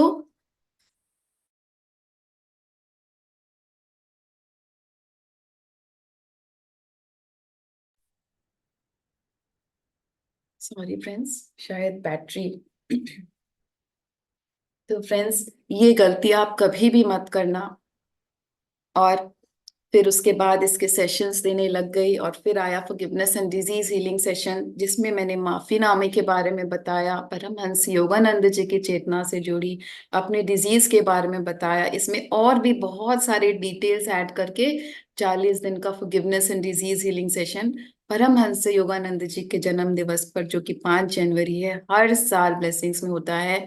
इससे हजारों लाखों लोग अपने हर दुख से, हर तकलीफ से बाहर आते हैं, हर रोग से बाहर आते हैं। और फिर आज मुझे इस बात का एहसास हुआ था कि कितना बड़ा ये लाइफ का पर्पस था, और कैसे हम कैजुअली ले लेते हैं, इस बात का एहसास भी हमें नहीं होता। इसी तरह से जितने लोग आप जुड़े हैं, आप सबका एक लाइफ पर्पस है फ्रेंड्स। लेकिन अगर आप अपने रोग से उभर जाओगे, अपने आप को स्वस्थ रखोगे, मन हल्का हो जाएगा, मन में जो घाव भरे हो वो सबको हल्का कर दोगे, तब सही मायने में आप अपनी लाइफ के पर्पस को जी पाओगे। तो जरूर हम ये वाला आज जो मैंने माफीनामा का तरीका मैंने बताया कि एक तरीका है, अभी हम करेंगे उसको 5 मिनट, और इससे आप जानोगे कि सही तरीका क्या है माफी मांगने का, और रोग से लड़ने का सही तरीका क्या है। और उसके बाद ही आपका जब ये जो जो आपकी आत्मा है वो शांत हो जाएगी, फिर आपके एनर्जी बॉडी में वो चीज, वो वाइब्रेशन आपके एनर्जी बॉडी में रिफ्लेक्ट करेगी, और फिर आपका फिजिकली, हर तरीके से फिजिकली मेंटली आप सुख शांति में और स्वास्थ्य में रहोगे, और सही मायने में अपने जीवन को जी पाओगे। तो आप तैयार हो वो माफीनामा करने के लिए? तो फ्रेंड्स, मुझे लग रहा है हर सेशन में मुझे मास्टर्स यही बोलते हैं कि सारिका जी, आप ये वाला आप अपना सेशन जरूर देना। मैं सोचती हूँ क्या हर बार इसी को कहना है मुझे, लेकिन फिर याद आता है कि पितामह तो 40 वर्षों तक यही कहते रहे हर सेशन में, ध्यान करो ध्यान सिखाओ ध्यान पिलाओ, ध्यान करो ध्यान सिखाओ ध्यान पिलाओ। और वो कहते कहते नहीं थके, क्योंकि जो सत्य होता है ना, उसको कहते कहते ना लोग सुनने से थकते हैं, और ना हमें कहने से थकना चाहिए। जहां हमारा पर्पस है, चाहे 90% यहाँ लोग ये सेशन सुन चुके हैं, लेकिन वो 10% जो आज पहली बार जुड़े हैं, या फिर वो 50% जो आज पहली बार जुड़े हैं, उनके लिए ये जीवन का एक नया रूप, एक जीवन का नया आयाम सामने लाएगी, जहाँ जीवन की हर गुत्थी को सुलझा कर अपने जीवन में आगे बढ़ेंगे, और ये उनके लिए है। तो फ्रेंड्स, हम तैयार हो जाते हैं इस माफीनामे के लिए। सभी कोई आंखों को हल्के से बंद कर लीजिए, चश्मों को उतार लीजिए, बहुत पावरफुल होने वाला है, पूरी तरह से समर्पण कीजिए। हम सिर्फ 5 मिनट इसको करेंगे। हाथों को क्रॉस, पैरों को क्रॉस। और क्योंकि जेटीटीपी की पूरी एनर्जी यहाँ पे है, मास्टर्स की प्रेजेंस है, ये बहुत पावरफुल होने वाला है। समर्पण भाव के साथ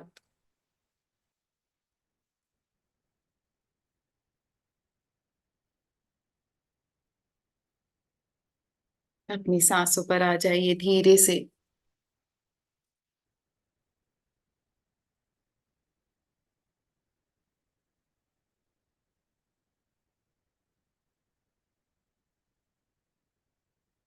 सबसे पहले माफी मांगेंगे उस ब्रह्मांड से, उस परमात्मा से, क्योंकि आज तक हम उसको कोसते रहे।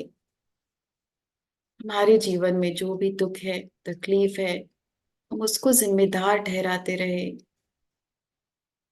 अज्ञानता में थे, हमें नहीं पता था हमारे सारे दुखों का कारण हम स्वयं हैं। आज हमें पता चला है, तो आज हम माफी मांगेंगे दिल से। मुझे माफ कर दो, मैंने तुमको बहुत कोसा, अपनी हर तकलीफ के लिए तुम्हें जिम्मेदार ठहराया।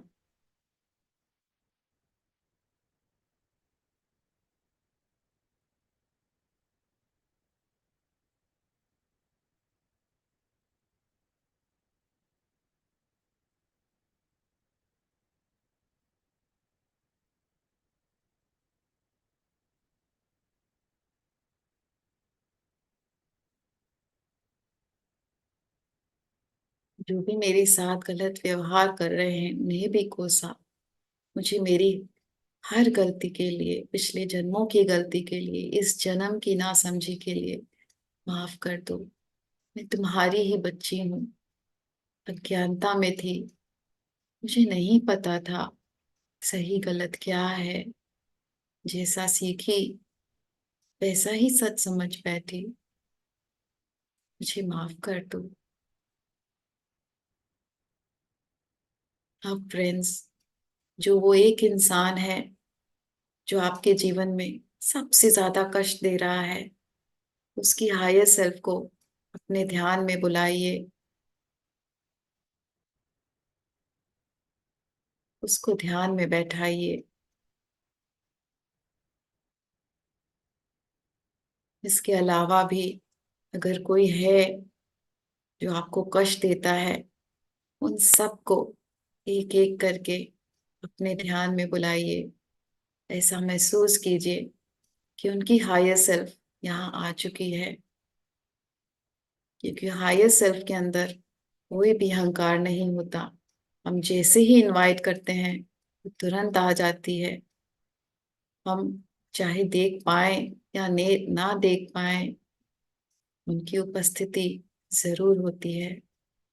उन सबके हायर सेल्फ्स को ध्यान में बैठाइए।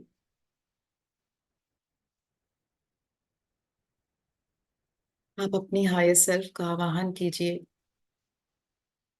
हमारी हायर सेल्फ हमारी पूर्ण आत्मा है, जिसके पास हमारे हर जन्म का ब्यौरा है। हमने क्या भूल किया, क्या सही किया, क्या गलती की, इस जन्म का भी सारा ब्यौरा हमारी हायर सेल्फ के पास है, और सामने वालों के हायर सेल्फ के पास उनका ब्यौरा है। हायर सेल्फ्स को पता है किस जन्म के किस कर्म के कारण इस जन्म में ये प्रॉब्लम है।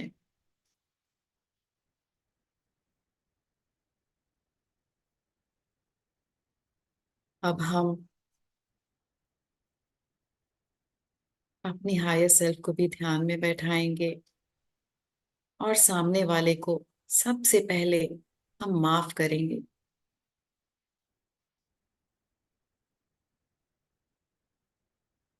चाहे वो बिजनेस पार्टनर हो, चाहे पैसे ले गया हो, चाहे कोई रोग हो, चाहे कोई रिश्तेदार हो।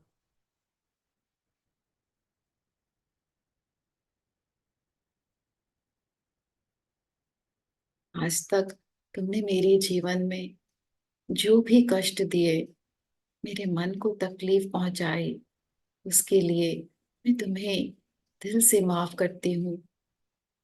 मैं अज्ञानता में थी, तुम्हें कारण समझती थी अपने हर एक दुख का। आज मुझे पता चला कि मेरे दुख का कारण मैं स्वयं हूँ। मेरे भाव में शुद्धि नहीं थी, मेरे कर्म पिछले जन्म के कुछ ऐसे रहे होंगे, या फिर मैंने ही अपने अनुभव के लिए या सीख के लिए तुम्हें मेरे जीवन में आमंत्रित करके लाया होगा। इसलिए तुम मेरे साथ ऐसा व्यवहार कर रहे हो। इसलिए मैं दिल से तुम्हें माफ करती हूँ।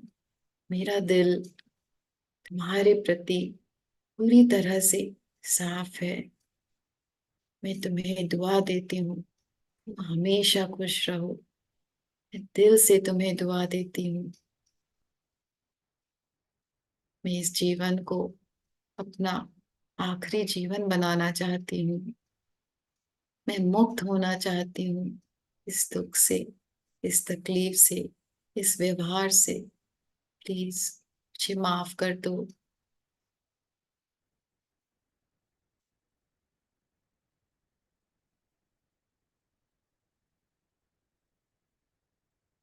हर एक से माफी मांगेंगे। माफ करने के बाद उनकी माफी का हम इंतजार करेंगे फ्रेंड्स। दिल से अगर हम माफी मांगते हैं और वो हमें माफ कर देते हैं, तो उनकी हायर सेल्फ्स वहां से उठकर चली जाएगी और हमारे जीवन में जो भी तकलीफ वो दे रहे हैं, जो भी कष्ट वो दे रहे हैं, वो धीरे धीरे अपने आप समाप्त होता चला जाएगा। उन्हें पता भी नहीं चलेगा कि उनका व्यवहार आपके प्रति अपने आप कैसे बदल गया।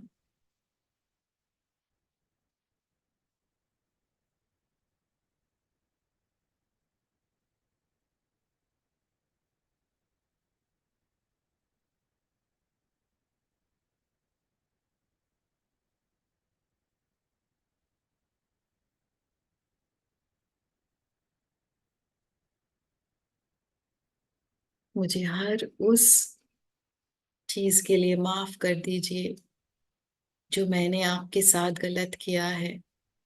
पिछले किस जन्म में मैंने आपके साथ क्या बुरा व्यवहार किया है मुझे नहीं पता, लेकिन किसी भी तरीके से अगर मैंने गलत सोच से, अपनी वाणी से, अपने व्यवहार से या किसी भी अन्य तरीके से आपको कष्ट पहुंचाया हो, हानि पहुंचाई हो, आपके पैसे ले लिए हो या आपको तकलीफ दी हो, तो मुझे हर उस गलती के लिए क्षमा कर दीजिए। शुरुआत से लेके अब तक के हर जन्म की हर गलती से मैं इस ब्रह्मांड से माफी मांगती हूँ और आप लोगों से माफी मांगती हूँ। मुझे इस जीवन में मुक्ति चाहिए। मैं इस जीवन को आखिरी जन्म बनाना चाहती हूँ। मैं सेवा करना चाहती हूँ, खुश होकर, मुक्त होकर। मुझे मुक्त कर दीजिए।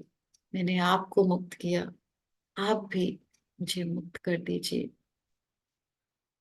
मेरा मन आपके प्रति पूरी तरह से साफ है। आप भी अपना मन मेरे प्रति साफ कर लीजिए।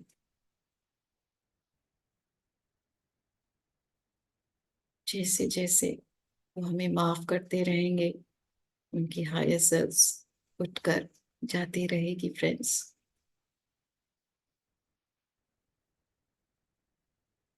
इनसे माफी मांगिए। यही उपाय है हर खुशी का, स्वास्थ्य का।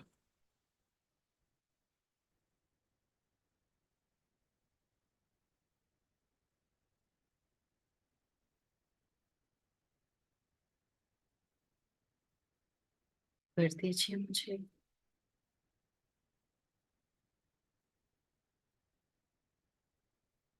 धीरे से दोनों हाथों को आंखों पर रखेंगे। 5 4 3 2 1 0। अगर आपका मन करे तो आप आंखें खोलिए। अगर आपका मन करे तो आप आंखें बंद करके इसको कंटिन्यू कीजिए फ्रेंड्स। पर एक दिन माफी मांगने से नहीं होगा। न जाने कितनी जन्मों तक हमने सामने वाले को कष्ट दिया है, और एक दिन माफी मांगकर हम सोचें कि ये बदल जाए, तो ऐसा नहीं होने वाला फ्रेंड्स। इसलिए कम से कम 40 दिन कीजिए, और हो सके तो अगर फिर भी कुछ ना बदले तो हो सके तो कंटिन्यू कीजिए, क्योंकि अगर बहुत भारी कर्म होंगे तो उतना ही ज्यादा समय लगेगा। सामने वाले की आत्मा की स्थिति पर भी डिपेंड करता है कि वो कितनी देर में आपको माफ करता है या कितने दिनों में आपको माफ करता है। इसी के साथ किसी का कोई भी प्रश्न है तो हम ले लेंगे, और इस forgiveness and disease healing session के 40 दिनों के लिंक्स भी हैं, वो भी हम शेयर कर देंगे। यस। ओके। अच्छा। Thank you. Thank you ma'am, thank you so much. कितना अद्भुत सेशन आपका आज का। Deep deep deep gratitude ma'am for this wonderful session. Beautiful. कितना सुंदर तरीके से आपने ये पूरा हेल्थ वेल्थ ये टॉपिक और बाद में माफीनामा का जो ये सेशन करवाया, बहुत ही बहुत ही divine experience ma'am. Thank you so much for everything. Thank you Manisha, divine soul. नमस्कार, प्रणाम सर, प्रणाम मैडम। नमस्ते madam, the great master Sharda Saraf ji. Sarika madam. तो आप इतना बता रहे हैं, एक एक शब्द एक एक को पैरल जैसा आ रहा है। Excellent madam, wonderful, great great. पहला जेटीटीपी से आपका ये सुन रहे हैं, और क्या मिलेगा आपका मुंह से, क्या शब्द मिलेगा बोल के ऐसा सोचता रहता हूँ। Excellent presentation madam. सर आपका ग्रेटनेस है सर, आप लोगों की ग्रेटनेस है। Thank you Thank you madam. so much for the wonderful JTTP, for all your contribution. Hats off, lots of love, lots of respect. My Thank dear you, ma'am. Friends, masters, अभी देख लीजिए Sarika madam का खुद का अनुभव देख लीजिए। यही पावर ऑफ मेडिटेशन, यही ध्यान का शक्ति है। मैडम का जो दो ब्यूटीफुल खुद का सेल्फ फीलिंग ऐसा करा दिया, उनका खुद के एक्सपीरियंस के साथ, वो इज एग्जाम्पल मेडिटेशन का पावर का बारे में हम जानने के लिए। इसीलिए पितामह पति जी ने मेडिटेशन का बारे में घर घर को जाके हर एक आदमी को मेडिटेशन से सब कुछ होता है बोल के, सुबह मैसेज में भी सार ने यही कहा था, पति जी ने।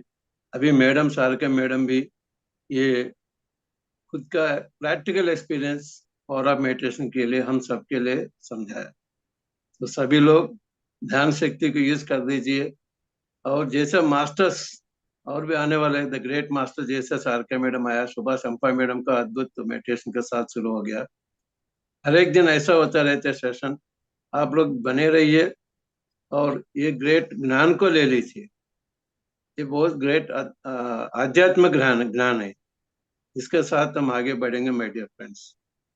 Thank thank you, sir. Thank you madam. Thank you, madam. तो फ्रेंड्स, इसी के साथ किसी का और कोई भी प्रश्न है तो हम ले लेंगे। हाँ, यस मैम, प्रश्न रेड आप लेंगे ना आज? Thank you. तो एक मिनट, फ्रेंड्स जिनके भी क्वेश्चन है हैंड रेज करें। Thank you ma'am, thank you so much, बहुत बहुत सुंदर बताया आपने। और मुझे ये पूछना था कि ये ध्यान में आने के बाद ये तो मुझे ज़्यादा ही पता चला, लेकिन पहले से ही मैं कर रही हूँ और मेरे बहुत ही हेवी कार्मिक है। मैं बहुत सालों से मांग रही हूँ माफ़ी, लेकिन मैं जो मेरे बारे में है वो तो मैं कर सकती हूँ, लेकिन जो भी फैमिली मेंबर है उन दोनों का भी, मेरे हस्बैंड और मेरी बेटी दोनों का भी बहुत ही अच्छा नहीं है। और उनको मैं बताती हूँ तो वो मानने को भी तैयार नहीं है, लेकिन उसका इफेक्ट तो पूरे फैमिली पे होता है ना। तो इसके बारे में हम क्या करें मैम? ये आपका कार्मिक अकाउंट है, आप एक आत्मा हो, आप अपना अकाउंट क्लियर करो। आपके हाँ, परिवार में उन्होंने आपका कोप चुना है, आपका सामंजस्य, आपका ये जो साथ चुना है, वो उनके कार्मिक अकाउंट है। उनको अपने हिसाब से उसको फिल करने दो। वो आपको सुनते आपका हैं। स्लेट क्लियर करना है, आप अपने प्रॉफिट में बिजनेस को करो। उनका बिजनेस लॉस में जा रहा है, मैं मानती हूँ, लेकिन आपने यहाँ लाया ही इसलिए है कि उनके साथ रहो तो आपको सीख मिले। जब तक चैलेंज नहीं आता है, आत्मा ग्रो नहीं करती है। तो यही सोचकर आप अपने मन को साफ रखो, धीरे धीरे आपकी वाइब्रेशन से उनके अंदर चेंज आएगा। ठीक हाँ, है। मैं तो हम किसी करती भी अन्य आत्मा की सोल जर्नी को चेंज नहीं कर सकते हैं, हूँ। आप सिर्फ इंटेंट रख सकते हो, इसके अलावा और कुछ नहीं। ओ, ठीक है, थैंक यू। यस, नेक्स्ट ले लेते हैं। यस गोदावरी जी, प्लीज आप अनम्यूट करें। गोदावरी जी। हेलो। हाँ, बताइए। हेलो मैम, हाँ मेरा नाम श्वेता बनिया है। हाँ हाँ मैं नांदुरा महाराष्ट्र से हूँ, हाँ। आत्मवंत। आत्मवंदन। आज आपने जो बताया ना मैम, आपको जैसे फील था, अल्ट्रासाउंड हो रहा था, कैंसर का था। ये तो मुझे डिसीज हुआ ही था, और इसका ऑपरेशन भी हो चुका है। मेरा ब्रेन ट्यूमर हुआ था मुझे, हम्म, ऑपरेशन हो गया। उसके बाद मैम मैं मेडिटेशन तो कर रही थी, पर मुझे जो सॉल्यूशन चाहिए था वो नहीं मिल पा रहा था। कि मैं जैसे लाइफ में बहुत अच्छा फील करूं, सब मुझे अच्छे से प्यार करे, सब ये करे, कुछ अभी नहीं हो आपका रहा। प्रश्न क्या है?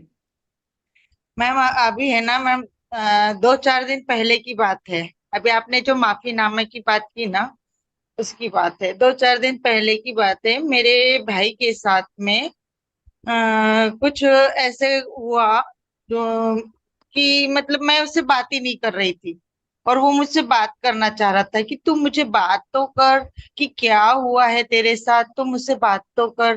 फिर मैं उससे बात नहीं कर रही थी।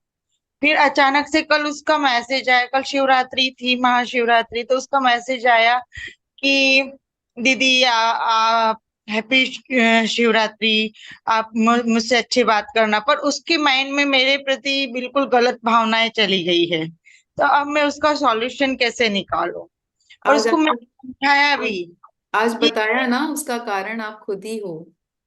मैम वही ना, मैं उसको समझाई भी कि तू भैया गलत समझ रहा आप है। सामने से समझाने से कुछ नहीं होगा। आज मैंने जो तरीका बताया, उसकी हायर सेल्फ को बुलाओ, अपनी हायर सेल्फ को बुलाओ, वो दोनों आपस में बात करेंगे, तब यहाँ कुछ सुलझेगा। तो बहुत ही अच्छे से बता दिया है, आप उसी को फॉलो कीजिए। आप देखिए 100% होगा ही होगा। तो यहाँ नंद किशोर जी हैं शायद, उनका ले लें, वो अनम्यूट है प्रणाम। यहाँ पर। प्रणाम सारिका मैम। हाँ, बहुत प्रणाम। बहुत प्रणाम, बहुत बहुत धन्यवाद, आभार आपका। वो फॉरगिवनेस का मैंने सुना है और उसका फायदा उठाया है 40 दिन का।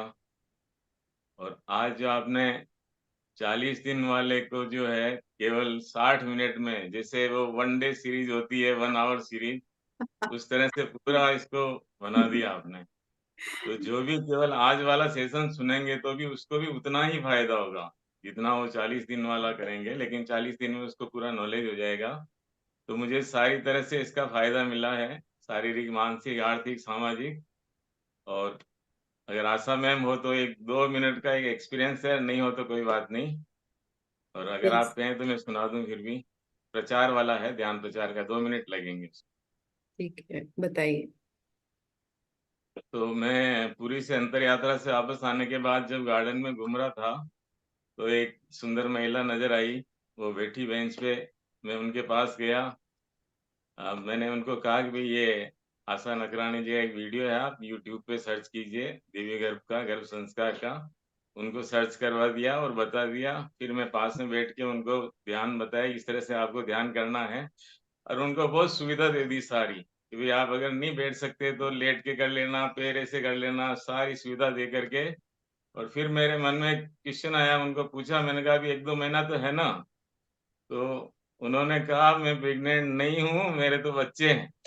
तो फिर मैंने सॉरी बोला उनको 4-5 बार। मैंने कहा सॉरी सॉरी सॉरी, वो भी हंसे फिर बाद में।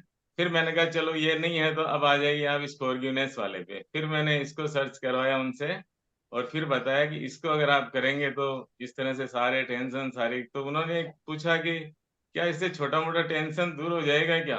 तो मैंने कहा छोटा मोटा क्या, इससे बहुत भारी भारी आपके टेंशन होंगे, बड़े बड़े, जो जेसीबी से नहीं हटते हैं वो हट जाएंगे आपके। तो लास्ट में उन्होंने भी थैंक यू बोला, मैंने भी थैंक यू बोला। पर उनके जीवन में ध्यान आना था तो इस तरह से आया। अगर वो मेरे को नहीं लगते इस तरह से प्रेग्नेंट तो मैं शायद उनके पास रुकता भी नहीं।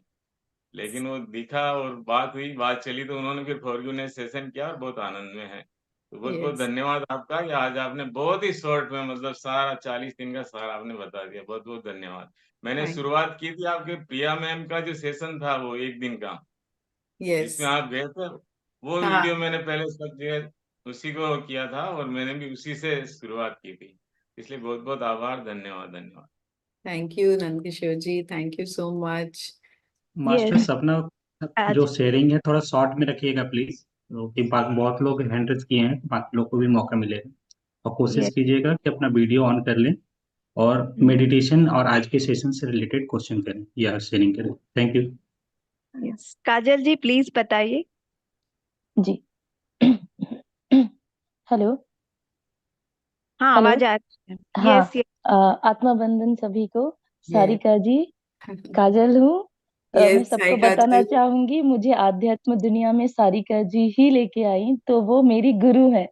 तो मैं आज रोक नहीं पाई बिना बात किए, और lots of love and gratitude ही बोलने चाहती हूँ। कुछ क्वेश्चन नहीं है, मैं आपका वो 40 डेज वाला फॉरगिवनेस एंड हीलिंग सेशन अभी कर ही रही हूँ, और सबको रिक्वेस्ट करती हूँ प्लीज यूट्यूब में जाके आप लोग उस लिंक को ऑन करके, वो जब भी टाइम हो, घर का काम कर रहे हैं, लेटे हैं, उनको सुनिए। मतलब इतना नॉलेज है, इतना नॉलेज है। आपको आज एक हिंट तो मिल ही गया होगा कि आपका लाइफ चेंज हो जाएगा, सोचने का नजरिया चेंज हो जाएगा। एंड थैंक यू सभी को, बहुत बहुत धन्यवाद। सारिका जी, लव यू लॉट्स ऑफ।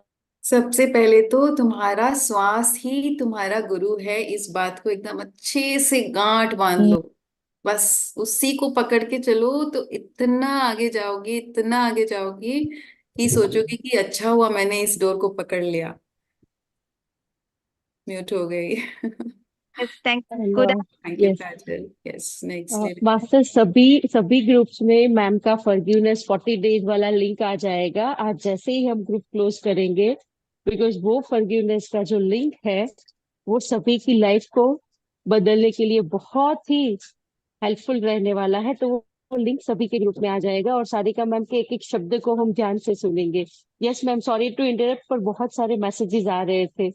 आशा, पता है हम ब्लेसिंग्स में कोई भी प्रेग्नेंट लेडी आती है या बच्चों का प्रॉब्लम होता है तो हम उसमें अपना टाइम वेस्ट नहीं करते, हम सीधा बोल देते गर्भ संस्कार देखो आशा और भाविना का। Thank you ma'am, love you, thank you thank very you. तो मच इसी मैम। तरह से हम लोगों को दुनिया में किसी को क्या चाहिए, किसी को क्या चाहिए, और हम सब अपना अपना लाइफ पर्पस लेकर आए हैं। तो किसी को जो, जिसको गर्भ संस्कार चाहिए उसका देख लो, जिसको फॉरगिवनेस चाहिए इसका देख लो, जिसको डिजीज का चाहिए उसको देख लो, और डोर सबका, बेस सबका वही है कि सांस को पकड़ के चलना है।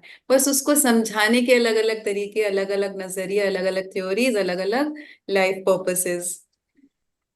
यस, हम ले लेते हैं, नेक्स्ट ले लेते हैं। गोदावरी जी, प्लीज बताइए। प्रणाम, कोटि कोटि प्रणाम। प्रणाम मैडम, हृदयपूर्वक। प्रणाम गोदावरी सभी जी। सभी मल्लेश्वरा सर, माधवी मैडम, और सभी ये ग्रुप में जो लगे वाले इतने कष्ट उठा रहे हैं मैडम, सचमुच में मैं शब्दों में व्यक्त नहीं कर सकता। सभी को मेरा हृदयपूर्वक, सभी दिव्य आत्मा को कोटि कोटि प्रणाम। मैं हैदराबाद से बात कर रही हूँ मैडम। मैडम, मुझे आज का जो आपका सेशन सुनने के बाद बहुत रियलाइज हुआ कि हम जिसके प्रति जो भी गुस्सा या सोचते हैं उसी की वजह से हमारे में जो बीमारियां आती है, ये मुझे अच्छी तरीके से समझ में आया। बहुत बहुत धन्यवाद मैडम, मैं आपको ग्रेटिट्यूड देने के लिए किया हूँ। और दूसरी बात मैडम, मैं बैठ ही नहीं सकती थी, लेकिन मैं 22 इनर जर्नी 22 से मैं ज्वाइन होकर मेरा पीठ में का दर्द जो भी मुझे होता था वो पूरा कम हो गया मैडम। और मैं आपसे 7 दिन पहले लव यू जिंदगी में भी बात की हूँ मैडम। मुझे बहुत अच्छा लगा आपका, और बहुत बहुत मेरे में ये हो गया, मतलब क्या बोलते, सुधारना आ रही है। वो समझ के ना समझ के बोलो, मैं बहुत हिमालय जाकर आई हूँ, मैं गुरुओं के साथ सब सब हुआ है, लेकिन ये जो ज्ञान है आपका, एक भंडार है, और एक वो मैं शब्दों में नहीं बता सकती। बहुत बहुत gratitude. Thank you dear, thank you. Thank next you ले मैम। लेते हैं। Anjali ji, please unmute. आत्मा वंदन सारिका मैम एंड आत्मा। बाकी सारे के सारे मास्टर्स को भी। All of you are really a beautiful gems जो सब हमारी जिंदगी में भी आ रहे हैं। मैं नई हूँ, मेरी एक फ्रेंड ने ही इंट्रोड्यूस किया था, तो मैंने ये वर्कशॉप शुरू किया है, मैंने, मेरे पति ने और मेरी बेटी ने। वाह, बहुत बढ़िया, बुद्ध परिवार। यस, एंड कोशिश कर रही हूँ कि बाकियों को भी लगा सकूँ साथ में, because it's a wonderful experience, wonderful. Ma'am, मेरा क्वेश्चन इतना ही है कि आप जब पहले बता रही थी कि आ, आप अपने अंदर जाती हैं और अपने वोम के यूट्रस के पास एंड देखती हैं, how we can manage to go in. I am yes, trying but yes. अभी कोशिश तक सक्सेस कीजिए, नहीं है। मुझे अगर पता है ये आपको कुछ जर्नी भी, है। हाँ सुन लीजिए, पहले कोशिश कीजिए, अगर कुछ भी दिखाई ना दे तो आप खुद अपने आप को विजुअलाइज कीजिए कि आप सांसों पर पहले आ जाइए। फिर देखिए एक छोटी सी आप अपनी सांसों के रास्ते ही, जैसे जैसे सांस जा रही है उसके अंदर, अपने शरीर के अंदर प्रवेश करके जिस ऑर्गन में आपके प्रॉब्लम है, आपको कुछ दिखाई ना दे तो आप महसूस कीजिए। जैसे हम विजुअलाइज करते हैं ना, तो हमें लग रहा है कि ऐसा सिर्फ हमारी सोच में है, लेकिन जैसे जैसे हम विजुअलाइज करते हैं ना, वो सारी एक्टिविटीज एक्चुअली हो रही होती हैं। और उस ऑर्गन में जाके आप अपने आप को देखिए कि आप छोटे से रूप में बैठे हो और उससे बात करिए। आप देखना वो ऑर्गन रिस्पॉन्ड करेगा। जब मैं पहले दिन अपने यूट्रस से जाकर मिली, मैंने उसकी वाइब्रेशन को फील किया, उसकी खुशी को मैंने पूरी तरह से साक्षात्कार किया, मैंने उसको पूरी तरह से महसूस किया। तो आप जरूर कोशिश कीजिए, जरूर होगा। आप ऐसा मत सोचिए कि एकदम फिजिकली ही आप छोटे हो जाओगे, चले जाओगे, साक्षात दिखेगा। आप पहले महसूस करना शुरू कीजिए एंड धीरे धीरे आप देखना आपका ऑर्गन रिस्पॉन्ड करेगा, आपसे बातें करेगा, इंट्यूशन वाइज आपको ये भी बताएगा कि उसका पर्पस क्या है, वो किस लिए आया है। ठीक है, तो आशा करती हूँ आपको जवाब मिल गया हो। एंड फ्रेंड्स फटाफट से एकदम से ले लेंगे, नेक्स्ट ले लो। कृष्णा जी प्लीज अनम्यूट, बात करें कृष्णा जी। सॉरी, आत्मवंदन मैम। आत्मवंदन। First of all gratitude to you for such a wonderful session. Ma'am मेरा क्वेश्चन ये है कि जैसे आपने बोला कि फॉरगिवनेस के टाइम पे आप है ना अपने अपने हायर सेल्फ को बुलाइए और सामने वाले के हायर सेल्फ को बुलाइए। तो मैम मेरा भी यही क्वेश्चन है कि मुझे विजुलाइज तो कुछ होता नहीं है, कि मुझे ऐसा कुछ दिखता नहीं। तो जब मैं विजुलाइज नहीं कर पा रही हूँ तो मैं कैसे जानूंगी कि उसका हायर सेल्फ ने मुझे माफ कर दिया या मैंने उसको माफ कर दिया, कि उसकी हायर सेल्फ वहां से चली गई। बहुत सिंपल है, अगर उसने आपको माफ कर दिया है तो इस लाइफ में प्रॉब्लम क्यों क्रिएट कर रहा है वो आपसे? क्योंकि कहीं ना कहीं उसके मन में वो गांठ है जो पिछले जन्मों से आई है। अगर वो आपको माफ कर देता है तो फिजिकली उसका व्यवहार यहाँ पे बदल जाएगा, आप देखोगे। तो जब तक व्यवहार फिजिकली नहीं बदलता इसका मतलब कहीं ना कहीं वो गांठ है। जब आपको माफ करेगा तो तीन चीजें होंगी, या तो वो आपके जीवन से दूर चला जाएगा, या तो वो होगा वहां पर लेकिन आपको उसके व्यवहार से कोई फर्क नहीं पड़ेगा, और तीसरा क्या होगा, वो बदल जाएगा। तो इन तीनों चीजों में से जब एक चीज हो तो आप समझ जाना आपका अकाउंट उसके साथ में सेटल हो गया है। ठीक है, नेक्स्ट ले लेते हैं। ओके मैम, अभी 7:30 हुए, आप कितने बजे तक ले पाएंगे मैम अभी? जितना बजे तक ले सकूं, न जाने कितने दुख में हैं लोग, जितना बजे तक मैं ले सकूं। सबका ऑफिस है, सबका है, इसलिए एक एक लाइन में बहुत ही अर्जेंट कोई प्रश्न है तो पूछ लो, क्योंकि आपकी आध्यात्मिक जर्नी इस प्रश्न की वजह से रुक जाए, ऐसा हम नहीं चाहते। यस फ्रेंड्स, नीता जी अनम्यूट करें।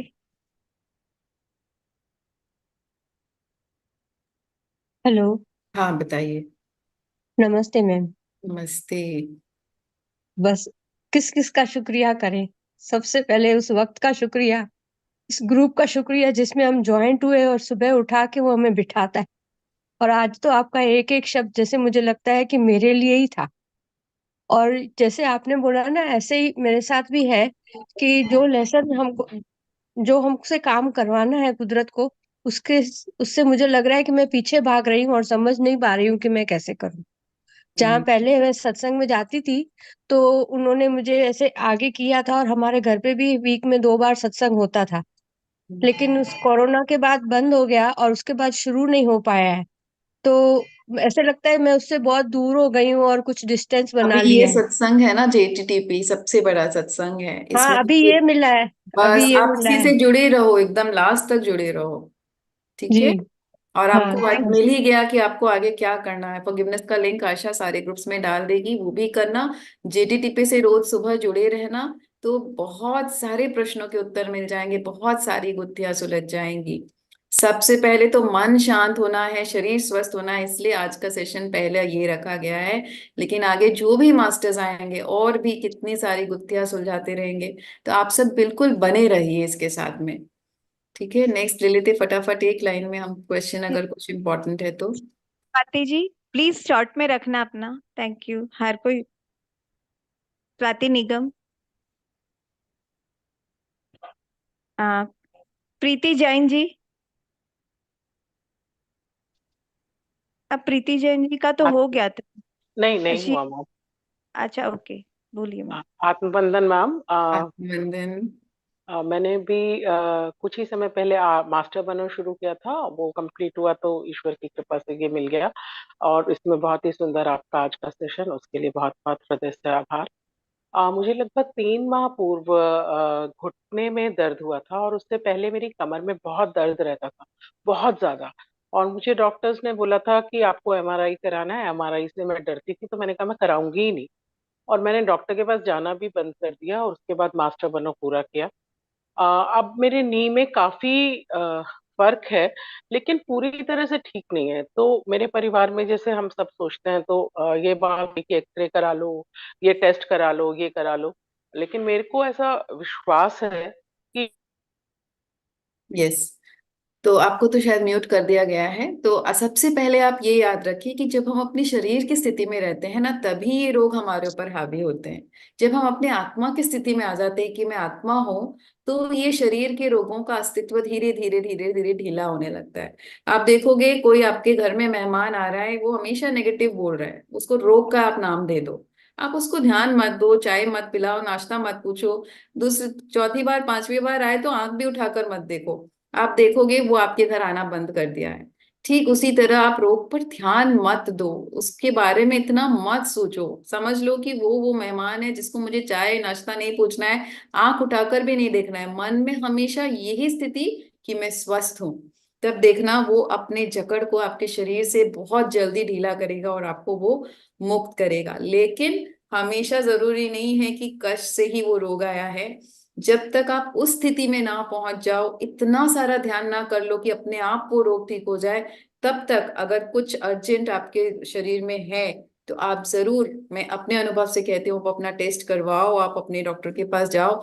क्योंकि उस स्थिति में जाने के लिए अभी आपको समय है, दिन में 3 घंटे 4 घंटे ध्यान करना, वैसी दिनचर्या फॉलो करना। जब तक ये पूरी तरह से नहीं हो जाता है, आप अचानक से एकदम बंद मत कर दो।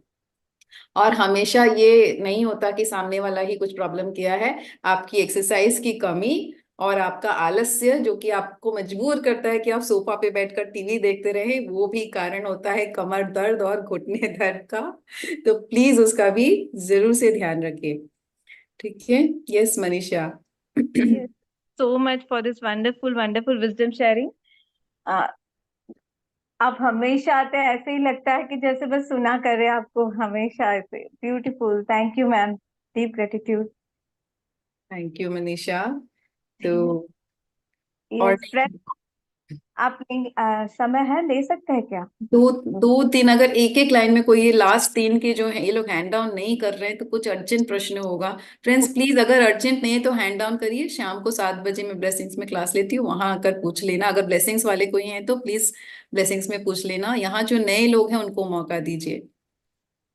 शक्ति जी।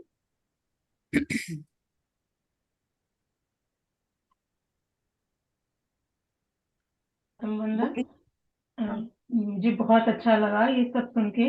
सभी मास्टर्स को मेरा आत्म वंदन। मेरा एक छोटा सा क्वेश्चन है कि ये जब बताया गया है कि उनकी हायर सेल्फ को बुलाओ और अपनी हायर सेल्फ को बुलाओ, जब हम सब एक हैं तो क्या हमारी हायर सेल्फ अलग अलग है?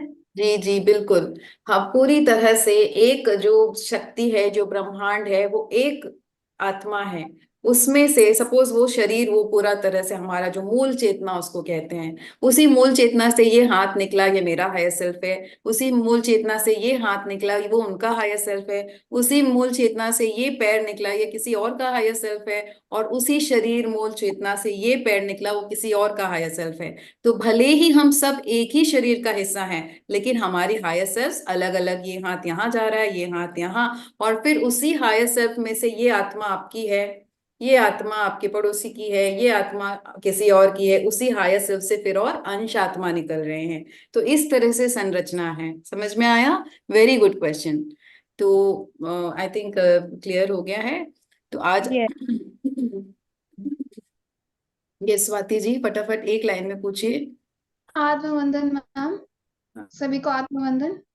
मैम मेरा प्रश्न है ये कि हम सब कुछ जल्दी चाह रहे होंगे, अंदर से फीलिंग आती है कि ध्यान अगर हम कर रहे हैं तो सब कुछ जल्दी हो जाए, सब कुछ जल्दी मतलब फील होए, सारी चीजें मतलब ध्यान की जो सीमा है, ध्यान की जो स्टेप्स है, हम जल्दी जल्दी चढ़ते जाएं। तो इस फीलिंग को हम कैसे हैंडल करें, इस पर कुछ बताइए। There is no shortcut, patience is the key to success. You have to have patience dear Swati, क्योंकि आपकी उम्र ऐसी है और आजकल दौर ऐसा है कि बच्चों को यूट्यूब वीडियो भी सुन रहे हैं तो 2x में एकदम फास्ट फास्ट सुनेंगे। उनको इतना भी पेशेंस नहीं कि उस वीडियो को पूरी तरह से शांति से 40 मिनट सुने, उसको वो 20 मिनट में 2 टाइम्स फास्ट करके सुनते हैं। तो आपके इस जो जनरेशन के लिए सबसे बड़ा जो लेसन अगर आपको लेना है तो वो है पेशेंस। पेशेंस रखिए, आप देखिएगा सब कुछ अच्छा होगा और सब कुछ अपने समय पर आएगा। ठीक है, तो thank yes you so yes much. प्रश्न तो मैम रहेंगे ही, लेकिन yes everyone has to give time to their sadhana. आपने इतना अच्छे से आज ये सेशन करवा दिया है। फ्रेंड्स, जैसे आशा मैम ने बोल दिया है कि ग्रुप में सारे शेयरिंग्स हो जाएंगे, फॉरगिवनेस का भी वो जो पूरा प्लेलिस्ट है वो भी शेयर कर दिया जाएगा, लिंक शेयर कर दी जाएंगी। एंड अबव ऑल हमें राव सर ने भी बताया आज कि हमें पहले ध्यान साधना में जुड़ना है। जब हम अपने आप को समय देंगे, ध्यान से जुड़ेंगे, तो अपने आप सारे प्रश्नों के उत्तर हमें मिलते जाएंगे।